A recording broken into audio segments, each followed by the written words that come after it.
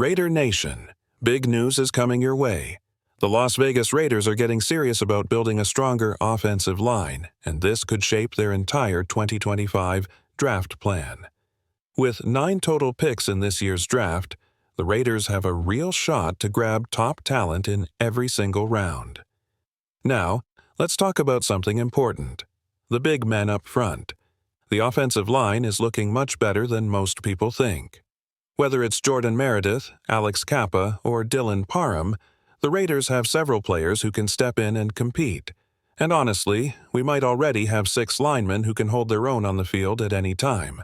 Because of John Spytek's focus on the trenches, don't be surprised if the Raiders use their first-round pick, number 6 overall, on a powerful offensive lineman. 2 names are really standing out. First, there's Armand Membou. He's a beast at right tackle and has been crushing it for 3 years straight. With his size, 6'3", 314 pounds, and insane athletic ability, he could walk into the starting lineup from day one. Raider Nation would love this guy. He might not be a flashy pick, but remember, neither was Colton Miller, and now he's one of our best first-rounders in years. Then we have Will Campbell. He met with the Raiders at the Combine and could be a real option. Campbell's big, strong, and moves well. The only concern? His short arms. That might push him inside to guard. Still, he's got potential to dominate in the league. Before we dive into more draft news, before listening to the latest news, subscribe to the channel, like it, and don't forget to press the bell icon. Let's move on to the new news. Now, looking ahead to round 2, pick number 37, there are plenty of strong options. The Raiders could go in many directions depending on who's still on the board. Let's move on to the Raiders' second-round pick, number 37. If the right players are still available at this spot, the Raiders could grab someone special for their offensive line. And trust me, there are some real names worth watching. One player to keep an eye on is Josh Conerly Jr., the offensive tackle from Oregon. He had a formal meeting with the Raiders at the NFL Combine, and that tells us a lot. Teams only meet with players they're seriously interested in. Conerly stands out not just because of his size and skills, but because he's coachable and always improving. That's exactly the kind of mindset you want on a team trying to build long-term success. What really caught my attention was how Conerly played against Abdul Carter, one of the most dominant defensive players in college football. In that battle, Conerly looked sharp, confident, powerful, and in control. It's rare to see someone win one-on-one fights like that against a player of Carter's level. That tells us Conerly can hold his ground in the NFL. Now, another name that might come up, even though he might not fall to the second round, is Donovan Jackson from Ohio State. He's versatile, he's smart, and he's tough. He's played both guard and tackle, which makes him a great fit for any team that values flexibility. If the Raiders want a player who can shift around depending on the situation, Jackson fits that bill perfectly. Yes, he did struggle in a matchup against Abdul Carter, but every player has tough games. What matters more is his overall ability, and he allowed just 1 pressure during the college football playoff. That's the kind of performance that shows reliability under pressure. Lastly, don't overlook Tyler Booker from Alabama. He's a strong, physical guard who plays with a mean streak. Coaches at Alabama love his leadership skills.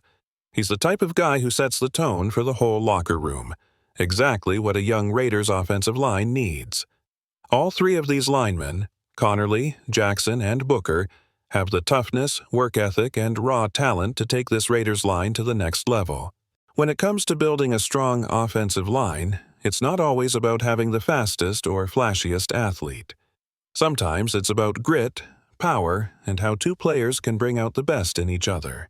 That's exactly the case with Tyler Booker. Booker may not have turned heads at the NFL Combine with elite speed, but what matters is how he plays in real games, and his tape tells the real story. He's powerful, consistent, and plays with an edge. But here's where it gets interesting. Imagine Booker lining up next to Jackson Powers Johnson on the Raiders' offensive line.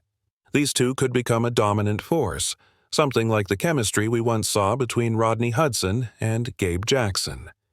Sometimes two linemen just click, and when that happens, you don't just get solid play, you get dominance.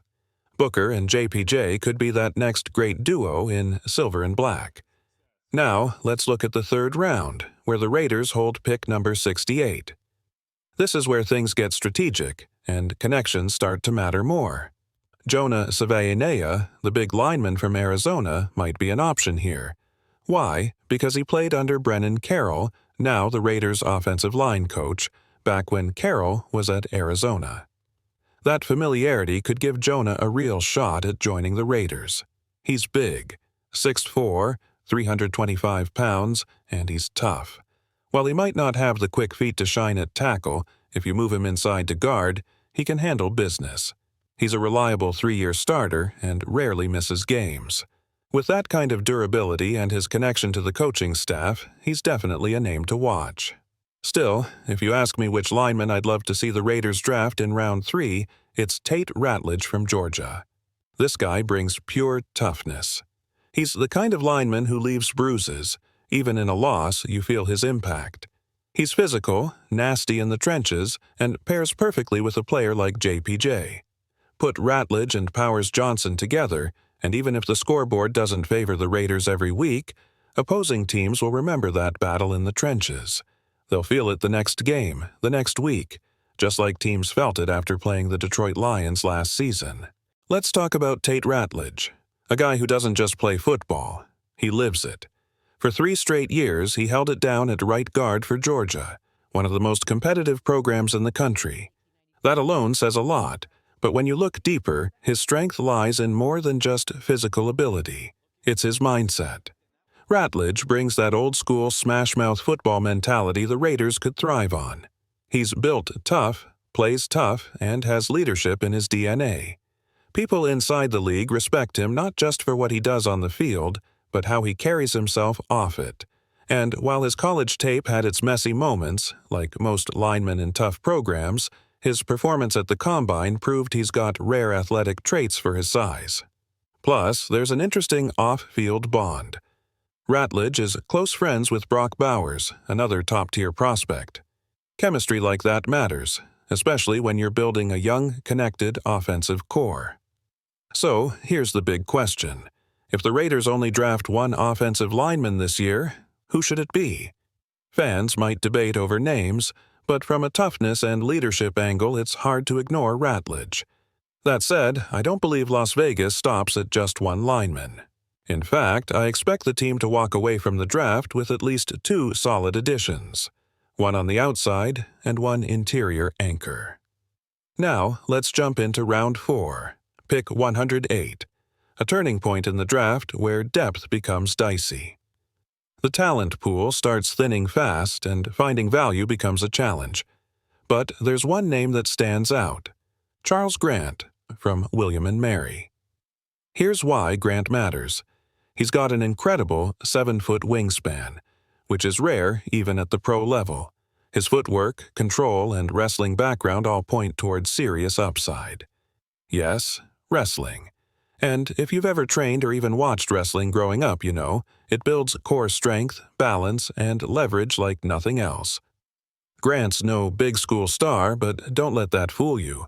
His fundamentals are rock solid, and with the right coaching, he could be molded into a powerful interior lineman. The Raiders brought him in for a top 30 visit, and when that happens, it's not by accident. There's something special about offensive linemen with wrestling backgrounds. They understand leverage, body control, and how to control a defender in ways you don't see every day. It's no wonder the Raiders are interested in these gritty, disciplined athletes. One name that stands out is Wyatt Milam from West Virginia.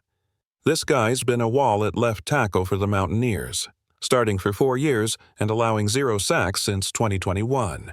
That's not just impressive, it's rare. He's tough, smart, and nasty in the run game.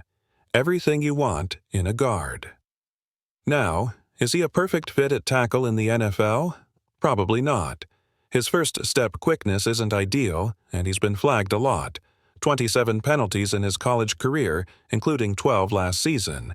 But move him to left guard, where the game comes at you faster and the space is tighter, and his strengths can shine.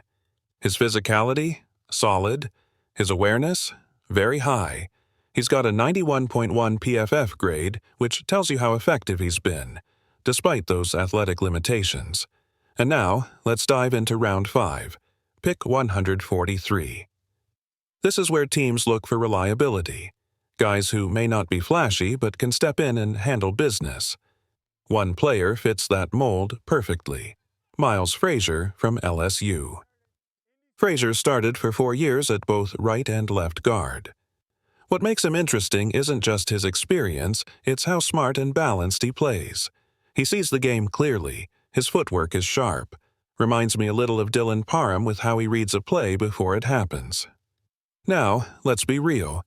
Frazier won't blow scouts away with his athletic testing.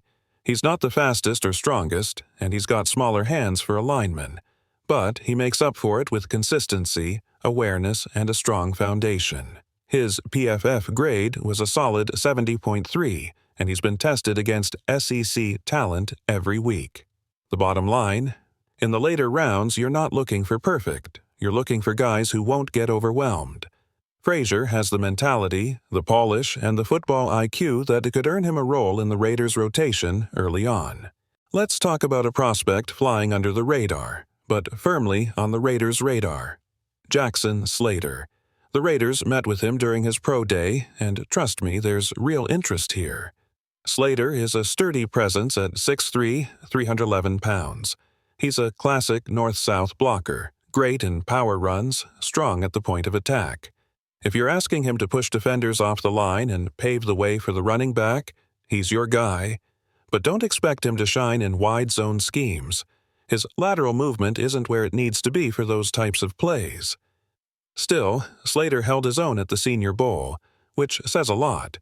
He went up against serious talent and didn't back down. His PFF grade, a solid 76.4, despite playing just 9 games last season. That kind of efficiency and limited action speaks volumes. Now let's zoom out and talk about strategy. The Raiders have 3 picks in round 6 at 180, 213, and 215, plus 1 more in round 7 at 2. These late rounds are where smart teams build depth. And for a team like the Raiders, looking to reshape its offensive line with toughness and long-term value, this is a golden opportunity. This is where a guy like Slater fits in. He may not be a Week 1 starter, but he's the type of developmental lineman you can mold. Someone who can give you quality snaps and push the veterans in camp. The Raiders need bodies in the trenches. But, more than that, they need mentality. Guys who bring effort, grit, and consistency. Slater could be one of those under-the-radar picks that becomes a key depth piece, or even more. Let's get back to what really matters for Raider Nation, building the trenches with smart picks in the later rounds.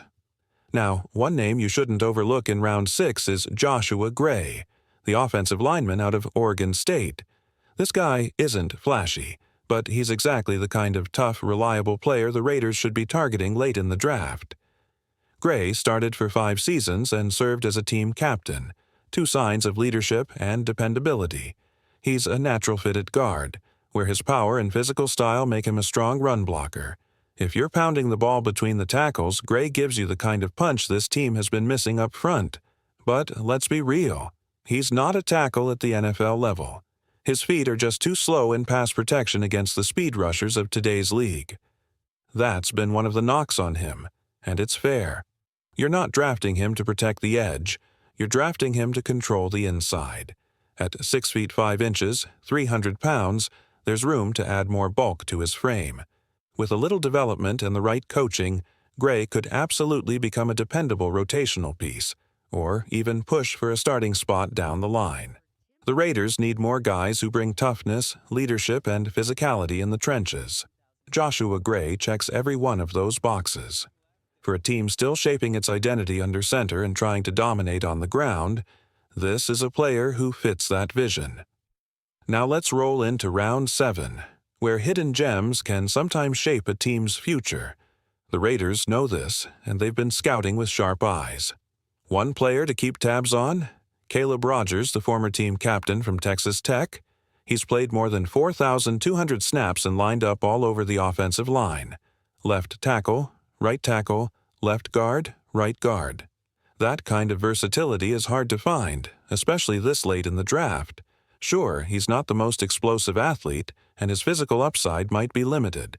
But if you need someone dependable and experienced who can fill in across the line, Rodgers might be the perfect depth piece, possibly even an insurance plan if someone like Thayer Munford Jr. doesn't pan out. Next up is Caleb Etienne, who turned heads at the Big 12 Pro Day and caught the Raiders' attention. Standing tall with elite size and reach, he looks like the kind of guy who could bulldoze defenders. But here's the catch. His footwork and technique need serious refinement. Think of him as a raw talent. If he gets with the right coaching staff, he could be molded into a contributor, but there's work to be done. And then there's a name that's starting to buzz louder, Jalen Travis from Iowa State. At 6 feet 7 inches, 340 pounds, he's an absolute monster. He started 12 games last year and only gave up 1 sack. That's the kind of production that makes scouts take notice. Before Iowa State, Travis played 4 years at Princeton, which tells you something about his intelligence and discipline.